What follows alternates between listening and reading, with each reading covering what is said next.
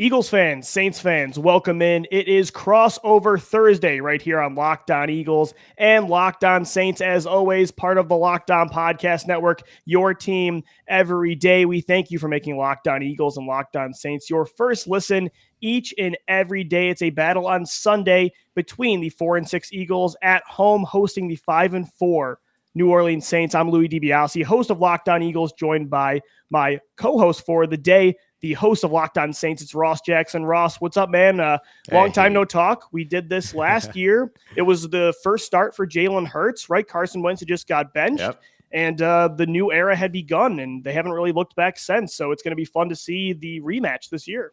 Yeah, I'm really looking forward to seeing where these two teams have grown and changed over the course of the year. Of course, New Orleans Saints are going to be walking in with their own quarterback troubles this time, sort of where the Eagles were last time. But now I dare say the Eagles are far out of the conversation of trouble when it comes to Jalen Hurts because, man, he's looking good. No, he has played really well. And it's crazy you look back to just a year ago. That was his first start, and it was a convincing win for Hurts and the Eagles. And, you know, what's crazy, Ross, is the Eagles this year, they're 4-6, only a game back of the Carolina Panthers right now as the 7th seed in the wild card. But that really hasn't been because of the home field advantage. They haven't won at Lincoln Financial Field. They're 4-2 this year on the road, and they haven't won. They're 0-4 at home. Their last win actually at the Link was last year against the Saints. So we'll see if they can finally get on the board in New Orleans against New Orleans again. Yeah, and look, I think the whole idea of them not winning at home since the last time they played the Saints in and of itself is motivation for the Saints. And of course, this win is very important for both the Eagles and the Saints. I'm sure we'll highlight, the playoff picture, tiebreakers, all those head-to-head sort of situations and everything as we go through. But I know I'm just very excited to talk about this game because I've been looking forward to this one all season. Yeah, absolutely. And Ross, you look at it, these are two of the most consistent teams from that 2017 to 2020 stretch. And now they kind of find themselves like in the middle of, I wouldn't say it's a rebuild for the Saints. It's kind of a retooling for New Orleans, a rebuild for the Eagles. But yet at the same time, you alluded to it, both teams are competing. Like the Saints right now holding on to that 6th seed at 5-4. The Eagles only a game and a half back from them, a game back from Carolina. This could be huge in that head-to-head matchup tiebreaker because the Eagles already have a win against the Panthers and the Falcons who are battling for those spots. A win against the Saints would go a long way, and the same for New Orleans. I think the only difference is it feels like although these two teams are kind of fighting for those last two spots and they're kind of in a similar tier in the NFL, it feels like with the Saints, they're a quarterback away still, where their roster looks very similar to the teams that were making deep runs, whereas the Eagles, it feels like, both teams lost their franchise quarterback, but it was for different reasons. A lot of it was because for the Eagles, their roster and just how long of a way they had to go. I mean, they've looked a lot better since over the last few weeks, but I think there's definitely a difference between the two teams, I think. Oh, yeah, for sure. And just to highlight the importance of the win here for the New Orleans Saints, if they were to beat the Eagles and then split the rest of their series, they already have losses to Carolina and Atlanta. But if they split those series, then head-to-head and conference wins become really important in terms of any potential tiebreakers down at the bottom of the NFC playoff race the Saints will be engaged in. And that sort of gauntlet down there after those top 4 spots, that becomes a huge, this potential win here for the Saints could become a huge deal for them in terms of solidifying their playoff spot if they can continue to maintain that conversation and maintain themselves in that conversation. And I do think that they can. They have the pieces to be able to do it, particularly that defense. Over on the offensive side, you mentioned they're a quarterback away. The thing that feels a little bit different in New Orleans is that it also feels like in some cases, they're kind of a receiver or two away as well. Sure. Michael Thomas not able to get back out on the field at all this season. So they're working with these guys that are undrafted free agents. And of course, Traquan Smith, who was a 3rd-round draft pick just a few years ago, but they're trying to get this sort of receiving core, pass catching core, I would even say at this point, a little bit more reliable going into games. And they've been fantastic in the fourth quarter when these, particularly over these last 2 games when teams and defenses start to let up after big leads, but they have to be able to get out to a stronger start at this point. And probably the biggest news around the New Orleans Saints right now has been that they lost Alvin Kamara for last week's game. Mark Ingram filled in their loss in Tennessee. It looked great for them. He looks like a guy that could still lead, a running back room for you if you needed to, but Alvin Kamara returning to practice on Wednesday. That's really big news for the New Orleans Saints because they'll need Alvin Kamara if they want to get this win in Philly. Yeah, no, for sure. And we're going to get into Kamara. We're going to get into the matchups on both sides of the football coming up on Crossover Thursday. Louie DiBiase, Ross Jackson, Locked On Eagles, Locked On Saints. But Ross, before we do get into that, I mean, what do you think is the biggest storyline for the Saints in this matchup? Yeah, I mean, look, I think it's that Alvin Kamara watch right now over the course of Yeah. this week, right? That becomes the biggest piece of all this. Now, the Saints are going to be rolling ahead again with Trevor Siemian at quarterback, I expect. Now, they could potentially transition over to Taysom Hill, but the Eagles kind of exposed Taysom Hill in his fourth game and his final game as a starter last year. That defense did a great job around limiting him, confusing him, giving him something he hadn't seen with all those versatile players, particularly at the second level and in the secondary. And Mhm. so I think that becomes a huge piece of importance for them as they head forward here. And so you look at what the biggest story is for them. It's got to be getting Alvin Kamara back and having Right. him back in the backfield for them, because he is their most solidified and their most consistent playmaker, and they're gonna need him. They're gonna need him big time. So that's Yeah. kind of the biggest story for the Saints. What do you think about for the Eagles? I think the biggest storyline for the Eagles right now, I'm still most curious about the identity of this football team as they head into the later portion of the playoff race. And they are in it despite being 2 games under 500 at 4-6. And look, the run game right now is really working. And they're just in a high volume, high efficiency run offense right now. But the Hmm. question is, will they continue to go at this high volume, this 2018 Baltimore Ravens like style, especially though considering the strides that Jalen Hurts is making in the passing game? Like I still, it's kind of Ross, this like balance between, your priorities short term, you are in the playoff race, but at the same time, a lot of what 2021 for the Eagles was about was finding out long term answers, specifically with who's Hmm. going to be your quarterback. And so you kind of have to find that balance and find that balance. Like, yeah, you don't want to be using Jalen Hurts at a James Harden, Russell Westbrook usage rate, if you will, to make an NBA reference, right? But at Hmm. the same time, right now, it's the complete opposite end of the spectrum. So I still want to see if he can look good like he is the past couple of weeks as a passer, but in a higher volume, when you need them to throw 30 plus times in a football game. So to me, although they're in a playoff race and this is a big game against the Saints, there is still some long-term storylines for me that I want to keep an eye out for. Yeah, absolutely. And look, this New Orleans Saints defense has been fantastic against the run. And I know very much that the Yep. Eagles have kind of shifted their focus over the course of these last 2 weeks, this two game win streak that Mm-hmm. these Eagles are on right now. They've been sort of that. I don't want to call them Baltimore Ravens run attack, but it's kind Mm-hmm. of seemed to be the theme for them, right? They've gone very Right. run heavy. They did it phenomenally last week against the Denver Broncos, for instance. And so the Saints right now, number one team in the NFL when it comes to stopping the run game. And Right. so you're going to have to be able to throw the ball up against this Saints defense. And they've shown a propensity to give it up, particularly in crossing patterns. Now, some of it is designed when they switch to zone and they leave, and that those are the options that Mm-hmm. they give you. But run after catch has been a big issue for the Saints so far this year, which could be good news for guys that can turn on some afterburners, like a guy like DeVonta Smith, who has been fantastic so far this season and has Yes. looked phenomenal.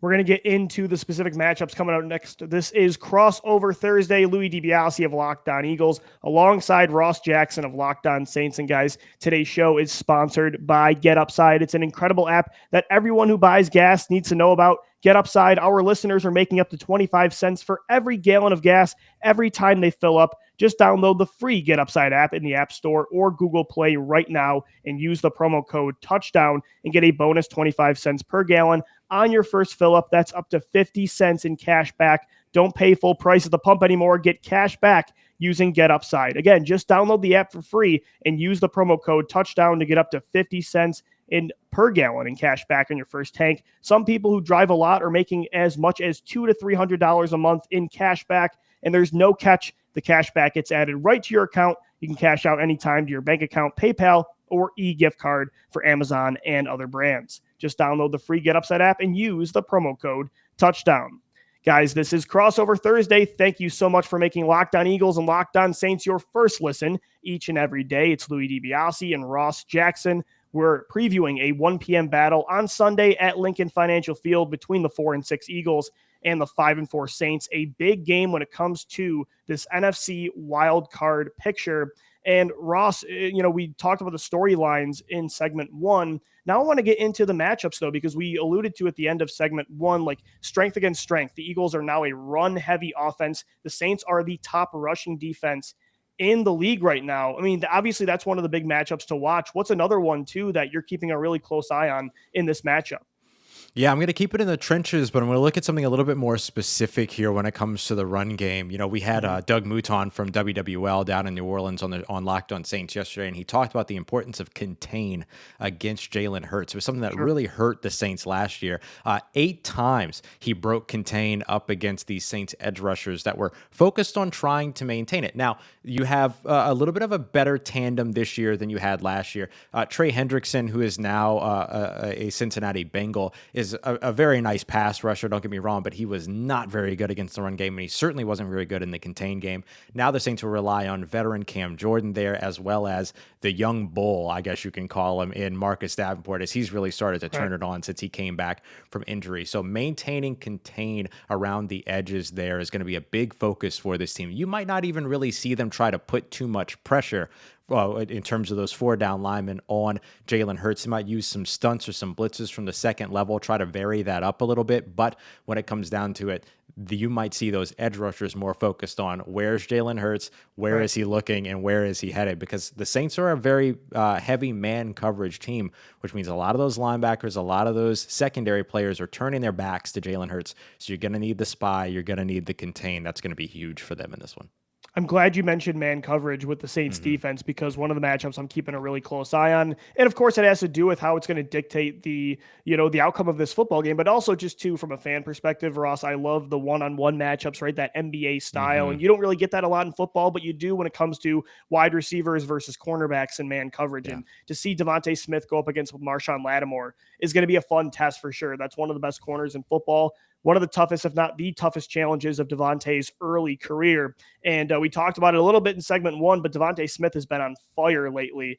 2 incredible touchdowns against the Denver Broncos this past Yep. week. Pro Football Focus has him as the top wide receiver, graded the last 4 games. He's the highest graded rookie receiver now from PFF, even over Jamar Chase, who's been Hmm. having an incredible rookie year, probably the favorite of to win Offensive Rookie of the Year for the majority of the season. To see him go up against Marshon Lattimore now is going to be a really fun test. And like you said, they're going to have to throw the football probably to win this game. I mean, obviously, it's going to be the Eagles don't have a weak run offense, it's the strength of the team, but Right. the Saints have the top rushing defense in football right now. So Jalen Hurts going to have to throw more than, 15 to 20 times like he's been able to get by with the last 3 weeks. So it's going to have to be DeVonta Smith, especially with no Dallas Goedert this week, that really takes up the volume in the passing game. Yeah. Yeah. I think that's going to be huge. And I'm glad that you mentioned Dallas Goedert because that gets me to my second matchup, which is going to be the Saints linebackers and the middle of the field attack from the Philadelphia Eagles. What's the best thing that you can do for a young quarterback? Well, give him a running back that can catch, give him a tight end that can catch, and they got both of them in Philly. So I think that when it comes down to it, this matchup with Demario Davis and Quan Alexander, who are such a phenomenal linebacker tandem, and you're going to be able to do a lot of stuff with Demario Davis, Quan Alexander. Don't get me wrong. You're going to see them blitzing. You're going to see them in run coverage, but their coverage over the middle of the field and taking away some of these security blankets for Right. a young quarterback like Jalen Hurts is going to be pivotal. Now, the biggest issue is going to be, can they do it without also giving up a huge, opportunity for a big run from Jalen Hurts right up the middle or right through the B gap or something like that. So they're going to have to figure out exactly what that ends up looking like for them. But these two linebackers up against the attack over the middle of the field is going to be very, very important because, look, if I see it, every NFL team sees it. The New Orleans Saints have been very susceptible over the middle of the field, gave up 150 plus yards over just the middle of the field between the hashes up against Ryan Tannehill and the Tennessee Titans. If you have a young quarterback that can put passes out right in front of him and anticipate getting the ball across center and all that as these wide receivers are coming across the field, you're going to take that for a young guy. And so I think that should be something that Philadelphia looks to key in on over on the offensive side, particularly in the passing game, so that they could set up those deep shots. I know Jalen Hurts completed the longest air yardage pass last week. I don't think that's going to be the last time this season that we'll say that, but I do think giving him that sort of close to a line of scrimmage, safety net kind of offense is not something that should be too far from the reality for Philadelphia and something that New Orleans will have to be prepared for. Yeah, 100%. And Ross, to wrap up the matchups to watch here in segment two, I want to get into flipping the script. The Saints Hmm. offense against the Eagles defense. The Eagles defense, when it comes to the secondary, I actually feel like they've done a lot better the last month. Hmm. Whereas The run defense now, which is normally, it's kind of the reverse of what the Eagles have been used to. It's been a strong run defense and a weak passing defense. The run defense has been quite an issue the last few weeks. Javonte Williams and Melvin Gordon really did what they wanted to until the game got out of hand and Teddy Bridgewater had to throw a lot. Fletcher Hmm. Cox and Javon Hargrave should be one of the best defensive tackle duos in the league. Davian Taylor and TJ Edwards are playing a lot better at linebacker. And yet this, and Derek Barnett's supposed to be strong against the run at defensive end. And yet this run defense still is just allowing running backs to have their way each and every week. And, we'll see what happens with Alvin Kamara. But you mentioned how Mark Ingram looked really good for the Saints last week, right? Became their all-time leading rusher. And Hmm. so they need to be able to stop the run so it doesn't open things up for an inexperienced, lower tier quarterback. That you really have to hone in on the run offense this week, and they have to get things right in that area because it normally is an elite trait for this Eagles defense, and that has just not been the case so far in 2021. So I'm really watching the trenches on the other side as well. Yeah, absolutely. I mean, look, games are won in the trenches. I know Doug Peterson, Sean Payton, they both believe, well, I guess not Doug Peterson, but I know that was a piece of Doug Peterson's influence that is probably still there with Sirianni. And then you look at what, Sean Payton has always built as well when it comes to those trenches, when it comes to winning those games. I think that's a huge one. We'll see if the New Orleans Saints wide receivers are able to come back off of another big performance or off of a big performance last week, particularly guys like Deontay Harris as well as Traquan Smith. But so far, that wide receiver core, that pass catching core has been concerning, I'll say, for the Saints. So we'll see what ends up happening there. And something to keep an eye out on when it comes to that run defense for the Philadelphia Eagles is right now the Saints have both of their tackles as DNP on the injury report coming out of Wednesday. So Teron Armstead missed last week. James Hurst stepped in place of him. If Ryan Ramczyk ends up missing this week, that could be huge for the New Orleans Saints. Even if they get Alvin Kamara back, they still got to be able to protect up front. So we'll see if they're going to be able to handle that. And we're going to see what these two teams are going to be able to handle when it comes to what a win would look like for either side. So we're going to break down this game in our final look at it before we get to this big matchup here in the NFC. But before we get to that in our crossover Thursday here, Louie DiBiase, Locked On Eagles, myself, Ross Jackson, Locked On Saints, want to let you know where you can get in on the action for this game as well. Don't just come and talk about it, right? Get in on some of that action because you can do that over at betonline.ag. Right now, the New Orleans Saints are underdogs in this one. The Eagles favored at home, -1.5. You think this is going to be that first win for the Eagles at home? You feel like the Saints can break their 2-game skid? Get in on it over at betonline.ag. And look, maybe you're not the type of person that likes to bet on your favorite football teams, things like that. I completely understand that, but don't worry. They've got you covered for first head coach fired right now. That's Mike Zimmer. That's up there at the top of that list. Odds to make the playoffs. You can even get in on the NBA, NHL, some MLB futures, and of course, even have your favorite Vegas casino games as well. So go and check them out at betonline.ag. And if you're a new customer, when you sign up, make sure you use the promo code LOCKEDON, LOCKEDON, for a 50% welcome bonus on your very first deposit. That's promo code LOCKEDON for 50% off, or excuse me, a 50% welcome bonus over at betonline.ag, where the game starts. This is Crossover Thursday. Louie DiBiase of Locked On Eagles, Ross Jackson of Locked On Saints, previewing this Sunday matchup at 1 p.m. in Philadelphia at Lincoln Financial Field between the 4-6 Philadelphia Eagles and the 5-4 New Orleans Saints. Ross, we've had a great show diving into the storylines to watch in this matchup, the matchups to watch as well in this football game. So I want to ask you to wrap up the show. Like, what does a win look like for the Saints to get to 6-4, to continue to keep a hold on one of those wild card spots? But not only that, but they're right in there for the NFC South division title with the Tampa Bay Buccaneers and the Carolina Panthers. So to get a win, to keep running for that division crown and to secure a playoff spot, what does a win look like for you? Yeah, I'm really pleased about the chaos in the NFC for keeping our beloved team still in the mix here for the postseason conversation. Look, I think that in order for the Saints to get a win in this, they're going to have to do a couple different things. First of all, they have to start out hot. They haven't been able to do that really all season so far. They have been a team that ends up having a big time performance in the fourth quarter to close gaps, particularly under Trevor Siemian so far over the course of these last 2 games. Trevor Siemian's pass rating has been in the 80s over the course of the first 3 quarters, but then that has jumped up in the fourth quarter to 120 plus. So that's really the Saints need to be able to start off hot as opposed to finishing hot or trying to close the gap late and things like that. So that's going to be number one. They're going to need their kicker to make extra points. That would be remarkably helpful when it comes to Brian Johnson, who missed 2-point after attempts last week in Tennessee, which changes the game for them to where they had to go for 2 to try to tie the game. Whereas had they hit both of those extra points, it would have been a situation where they would have been kicking for the lead for an extra point in that last and final touchdown to Marquez Callaway. So those are the big things that sort of have to happen execution-wise over on the offensive side. And I think they have to have a big game. They have to figure out the passing attack. I just think that this is something that this team is bound to get right eventually, especially right now where there's no Michael Thomas coming back. There's no potential for OBJ to return to the state of Louisiana to save the beloved franchise or anything like that. It's not happening. They just have to figure it out with who they've got, and I think eventually they'll figure that out.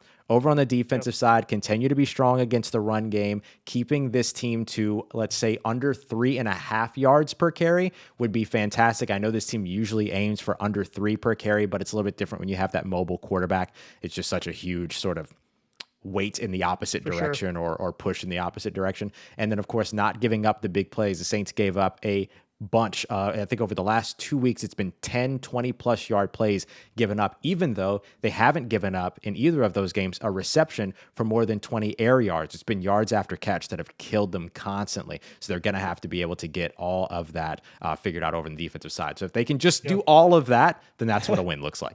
Yeah, no, absolutely. And I think for the Eagles, what a win looks like for the Birds on Sunday. On the offensive side of the football, obviously you want to stay true to what you're doing well right now. And that's, running behind the strength of your team, which is the offensive line, which is this run game, even without Miles Sanders, Jordan Howard, Boston Scott, Kenneth Gainwell, Jalen Hurts himself have really been carrying this team when it comes to production on the ground. But at the same time, you got to be balanced because the Saints are a top tier rushing defense. So Jalen Hurts, I want to see him throw the football. He's been very efficient throwing the ball the last few weeks against the Chargers. I'd say the Lions too, even the week before, and against the Broncos. But let's see now if the volume increases, if he can continue that efficiency up, because eventually you can't be running the football 40+ times a game and expect to always win consistently. So it's striking a balance on the offensive side of the football. And then when it comes to the defense, so far this year, they've been very hot and cold with when it comes to playing aggressive versus playing very deep, off-ball zone coverage. They've allowed more quarterbacks to have an 80% completion percentage than it should ever happen. They were on pace, before last week, Ross, to have the highest completion percentage allowed in NFL history at 75.5%. So to me, he has adjusted. Jonathan Gannon, I should say, the defensive coordinator, has adjusted and played more aggressive when he doesn't play star quarterbacks. And so considering I wouldn't say Trevor Siemian is a star quarterback by any means necessary, I hope he sticks with that theme. Obviously, you want to see him eventually against good quarterbacks, make them work for their yards too, but don't make it easy on somebody like Trevor Siemian or Taysom Hill, whoever is playing quarterback. Play aggressive, trust your cornerbacks like Darius Slay, who's having a Pro Bowl season, and let them go make plays against the New Orleans Saints on Sunday. Those are the keys to me for an Eagles victory. And Ross, it's going to be a great game. It was a great game last week. It's always fun when these two teams battle it out. There was kind of a little bit of a rivalry going on in 2017 and 2018 with these teams. So, they're very different units now. But at the same time, it's always a good one, and I can't wait to watch the game on Sunday. Yeah, absolutely. And I think Malcolm Jenkins is thinking about it the same way that we're thinking about it. I'm sure we miss he's very Malcolm, excited Ross. to get. It's Sure. that's a position we have not replaced since we lost him in 2019. Yeah, I mean, it's a big narrative here, and talking about it from the New Orleans perspective, the Saints missed him terribly when they didn't have him. They spent years trying to replace that production and everything, and he has been playing some of his best football, despite the fact that he's however many games in a row at this point, or 1,300 snaps or something like that. It's just insane, this guy's career so far. And he's been playing maybe some of his best football here at a time where usually you start to see those players start to dwindle. And, with CJ Gardner-Johnson out for the New Orleans Saints, Malcolm Jenkins picking up a little bit more of an expanded role over the course of over the course of the next couple of weeks. So, expect to see a lot of him and expect him to be very active on the defensive side. Yeah, I think Howie Roseman sometimes projected some older players to regress shorter than. Yeah, right. You want to be a year early than a year late, that kind of thing. I think he chose wrong when it comes to Malcolm Jenkins. I thought he hung on to guys like Alshon Jeffrey and Jason Peters a bit too long,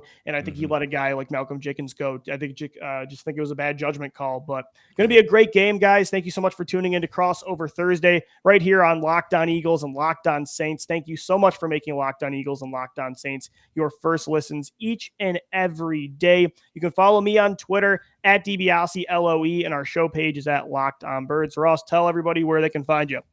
Oh, yeah, nice and easy at Ross Jackson, Nola, Nola. And of course, with the Locked On Saints podcast every Monday through Friday.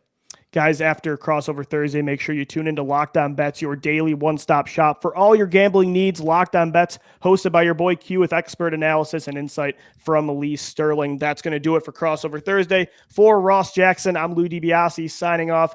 As always, thank you for downloading, thank you for listening, and enjoy the game on Sunday.